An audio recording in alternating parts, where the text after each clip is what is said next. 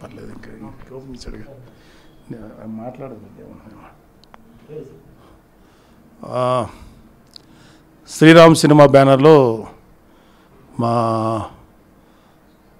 సన్నిహితులు మోహన్ గారు నిర్మాతగా తెలుగులో రిలీజ్ కాబోతున్నటువంటి ఈ అనువాద చిత్రం చాలా మంచి సక్సెస్ కావాలని కోరుకుంటున్నాం. ఎందుకంటే ఇది ఆల్రెడీ మలయాళంలో మమ్ముట్టి నయనతార నటించిన చిత్రం చాలా మంచి హిట్ అయిందని ట్రేడ్ వర్గాలు తెలుస్తున్నాయి.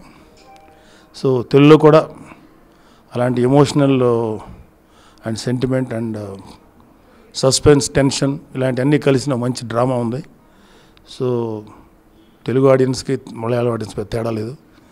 ఎక్కడ మంచి సినిమా ఉన్నా ఏ ప్రేక్షకుడిని ఆదరిస్తాడు, అలాగే తెలుగు ప్రేక్షకులు కూడా ఈ సినిమాని బాగా ఆదరించి మా వాళ్ళందరికీ మంచి లాభాలు చేకూరాలని మనస్ఫూర్తిగా కోరుకుంటున్నాను. Thank you. చిన్నప్పటి నుంచి చిరంజీవి గారి అభిమానిగానే పెరిగాం. అదే ఇన్స్పిరేషన్ తోటి ఈరోజు మేము సొంతంగా ఒక సినిమాని నిర్మించే స్థాయికి ఎదిగాం. దీనికి అంతటికీ మాకు చిరంజీవి గారి ఇన్స్పిరేషనే కారణం.